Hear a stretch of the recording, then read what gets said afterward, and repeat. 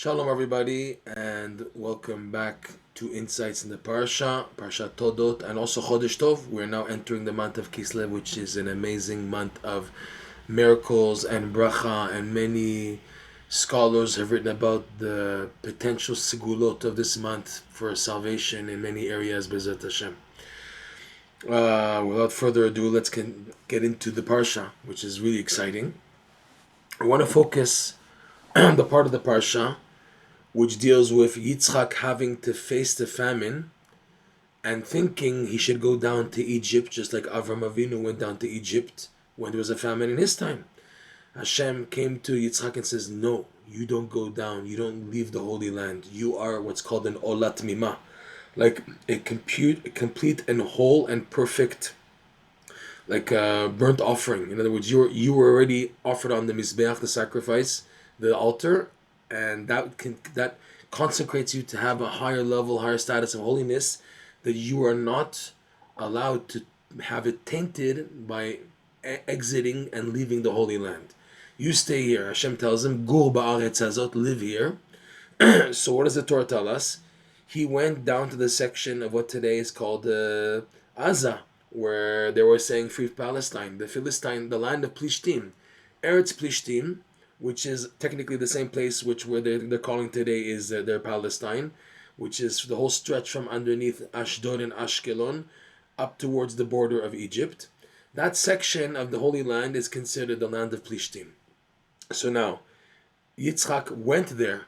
Gul Ba'aretz, as Hashem said, live in this, sojourn in this land. It seems that even though that part of the Holy Land is not the diaspora, but it's of a lesser degree. Because even Rashi says afterwards in verse 12, chapter 26, verse 12, when the Torah depicts the bracha, that the blessings, the bounty that Yitzhak had by moving into the land of Plishtim, the Philistine land technically, and it says that, let's look at the verse itself, verse 12, Vayizra Yitzhak ba'aretz hahi, and Yitzhak sowed, he planted in that land, okay, and he vayimtza b'shanahi, and he found in that year that the crops produce 100 times more than what was expected. Mea she'arim, a shi'ur, a measurement which is 100 times more. Vayvarcheu Hashem, and Hashem blessed Yitzchak. Okay, so there was bracha here. So Rashi says on the word ba'aretz hahi, in that land. So Rashi says, what do you mean ba'aretz hahi? Afal pi she'ena chashuva ke'eretz Yisrael atzma. Strange idea. Even though this land is not as important as the Holy Land itself. So what is it? It's not the Holy Land. It is the Holy Land. Hashem told Yitzhak, don't leave the Holy Land. He didn't. So where did he go? He went to Eretz Plishtim, which is technically within the boundaries of Eretz Yisrael. Like we know in Parashat Maseh, when Hashem tells Moshe Rabbeinu the boundaries of the Holy Land, this part of the land is inside the Holy Land. But Rashi is saying it's not considered important as the land of the seven. You see, it says, Rashi says the reasoning. It's not as important as the Holy Land itself, comma, in other words, as the land of the seven nations. The seven nations of Canaan, Plishtim, are not enumerated amongst them. It's outside. The lands of the seven Canaanites, Chiti, Emori, Yevusi, Girgashi, all these seven are mentioned under Canaan. And then Plishtim is not mentioned part of them, to show that they're out of a boundary in a sense. So Yitzhak, it's interesting here, he didn't leave Eretz Yisrael, but he's in a part of Eretz Yisrael that's on a lesser degree. And like Rashi says, because they're not part of the seven nations. The seven nations were very bad, very demoralized, very immoral. That's why they had to be kicked out, had to be killed. Because they were so depraved that Hashem saw these people, there's no holiness in them. That's their time has come to destroy them and to kick them out, destroy them, and the Jewish people should move into Eretz Yisrael, which is the land of Shem. Bring it back to the rightful owners of the Holy Land, B'ezrat Hashem. So Plishtim, they're not part of that. They're not part of the seven because they're like in an in-between area. We're going to go into this a little. But still, it's part of Eretz Yisrael, but on a lesser degree. So Yitzhak did not leave the Holy Land, technically. He didn't go to the diaspora. Just went to a part of the land which has a lesser if you want to say holiness to it, even though it's within the boundaries of the Holy Land, but it's on a lesser degree of holiness. That's why he went there, because it was easier for him to live there. There was less of a famine, even though he's going down a level to like a lower level of holiness of Eretz Yisrael. So Yitzhak did not leave. Okay, later on in the parsha, it's Avimelech. He again, Yitzhak was afraid to go there because he thought Avimelech would take his wife. And the whole story in the parsha that Avimelech inquired, and he saw that Yitzhak and Rivka are husband and wife. So he said, "You guys can stay here, no problem." And he told his people, anybody who dares touch Rivka or anything, they will be killed and everything. So Yitzhak stayed there and became extremely wealthy, like we saw in this verse, Me'asharim, that the crops produce 100 times more. And he became so wealthy, like Rashi says, the expression became rather the dung of the animals of Yitzhak than the gold of Avimelech. He became so wealthy that people assumed the dung of his animals have a special power to them to bring wealth. And the Midrash says that's exactly what happened. People were getting the dung of the animals of Yitzhak, and it brought bracha. So that's what the expression came. Rather the dung of the animals of Yitzhak than the gold of Avimelech. So then Avimelech kicks him out. And before Yitzhak leaves, he unclogs. He opens up the dammed water sources, mayanot, of underground water that were blocked and clogged up by the Philistines. Something strange. The Parsha goes into it, very details that Yitzhak opened up, he dug open again the wells of water that were blocked and closed by the Philistines. Rashi says the reason why they blocked it up is that there should not be water for the soldiers. But the commentaries say that's like a fake reason. The real reason we're going to go into B'ezrat Hashem in today's class. But the point is, Yitzhak unclogged before he left Gerar, which is the city, the area in Philistine, Philistine. He opened up the wells that Avraham Avinu dug when he came there also earlier. When Avraham came to also Philistine, the land of Avimelech, he also dug these wells. But then when Avraham left, the Philistines blocked it up again, clogged it up again. So Yitzhak opened up, he redug these wells. And it says that he dug up another well, and then the Philistine says, that's our well. And he didn't fight over it. He went elsewhere, dug another one, until finally he dug a well, and the Philistines didn't say, this is our water. Fine. So the Parsha makes a big deal about the digging of the wells. It's true, Rebbe Nachman goes into this idea in the Kutei Moran lesson 60. You can see there an amazing development, how Rebbe Nachman opens up the idea of the wells dug and clogged by the Philistines. But we want to express it from the perspective of Rav Noson's discourse, the Kutei Halachot, Birkat Hoda'ah, Halacha Vav, the laws of giving thanks, discourse number 6, which is based on the Kutei Moran lesson 24. First, we have to see how Rav Noson amazingly expresses the deeper meaning of Philistine, Philistine. Okay, this nation, Philistine, the Palestinians, Philistine. The root, Rav Noson writes, of the word Philistine is mefulash. Mefulash, meaning something like an alleyway that's open. In the laws of Eruvin, in the laws of making, the proper Eruvin, the borders to where you're allowed to walk and carry on Shabbat, right? Eruvin. So in the discussion of the laws of Eruvin, there's the topic of an alleyway that has no heker, has no sign indication, so to allow you to walk there. So it's called mavui mefulash, an alleyway that's open at one end, open at the other end. There's no wall, there's no closing, there's no mechitza, nothing. Mefulash. Rav Nosson explains the idea of Plishtim being mefulash. The idea of mefulash, is that it represents people, an attitude of people who just want spirituality, high intensity light. They want light without vessels, without kelim. They want to tap into light, but no barriers, no obstacles. Rebbe Nachman teaches lesson 24. The key for a person to receive light in life is specifically the setbacks, the barriers, the obstacles, the walls he faces in life.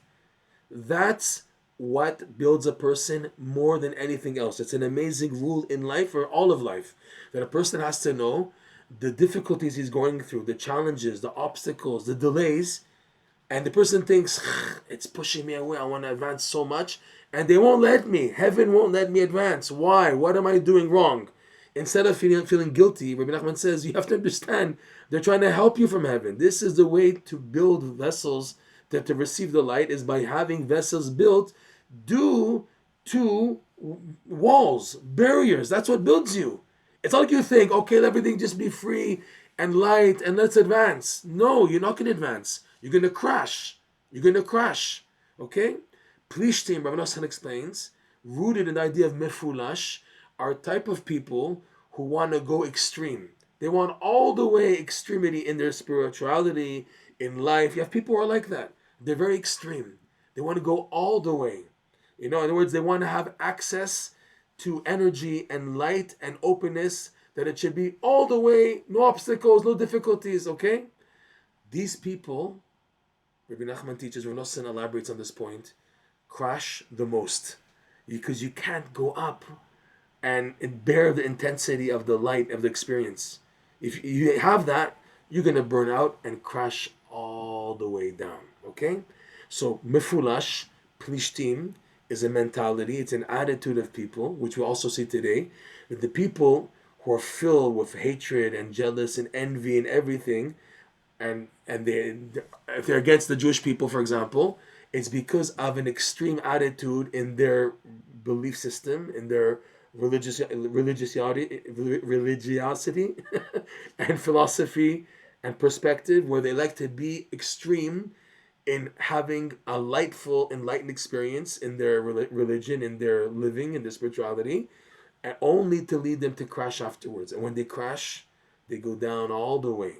Like it says, Ya'alu Sham in chapter 107 in Tehillim that we read right before Mincha on Friday, before Shabbat, as has been said by the Baal Shem Tov, Ya'alu Shamayim Yerdu Te'omot. They go up to the heavens, but then they go down to the depths. Who goes down to the depths? People go up to the heavens. They go up and fly and fly. I want spirituality. I want spirituality. These people crash. This is also in Judaism. I forget people outside of the Jewish nation, but anyone, even in Judaism, especially in Judaism, people who are just too spiritual and too high, these are the ones who crash the most. And then when they crash, they drop everything.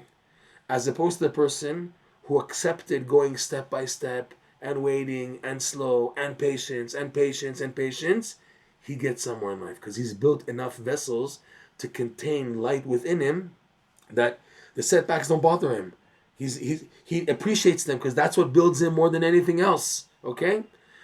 So Plishtim are the type of people, and like in the Chumash, and where Avimelech is coming from. And it's funny why the Torah makes such a big deal in this week's Parsha, also in Parashat Vayera with Avraham and Avimelech also, right? Go down to Plishtim and face this challenge of this nation. And then now the case of the wells. What's the idea of the wells? The wells, Rebbe Nachman also touched upon this in lesson 60. The idea that the wells which were dug open by Avraham Avinu are wellsprings of Torah. That's the deeper dimension. Not just physical water, but the waters of the Torah. Avraham Avinu sought to dig, to make accessible to people the wellsprings of light, of holiness, of Kedusha, of the Torah, and make it available. Okay? So you would think, oh, that's amazing. Don't the Plishtim also like that? Mefulash, they want light. The thing is, specifically people like Plishtim, Mefulash attitude of just going all the way with no borders, no walls, no boundaries. These people go up and then they crash. When they crash, they're so feeling bad about themselves that they feel bad about other people trying to do good out of jealousy and guilt and everything. So the Torah says, Sitmum Plishtim. It's the Plishtim specifically who closed up the wells. You would think, but that's the exact opposite of what they are. They want all the way spirituality. So it's good that a wellspring of life in Torah is opened up. That's not great, of spirituality and light and connection to God. That's what the idea of a well is. But no, specifically the Plishtim covered it up. Yitzhak came back to the land of Plishtim to reopen them, to fix the damage done by the Plishtim mentality, to reopen. And again, the Plishtim were fighting. This is our well, it's not your well. Why do we care whose well it is? Not just like, oh, it's a physical substance of our well water, but there's a spiritual dimension to it.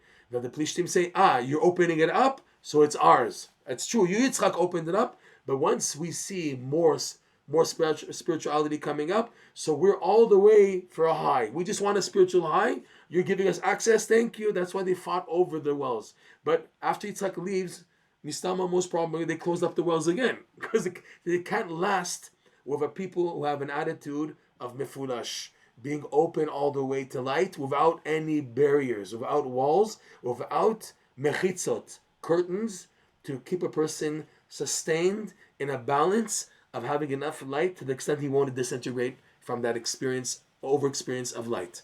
So this is the whole ordeal between Yitzhak and the Philistine and the wells, him digging open, because again, the goal of Judaism, the goal of Yitzhak, the goal of the Torah, the goal of serving Hashem is to make Hashem's presence known in the world. Yes, it's not to be, it's only kept reserved for a small group of people.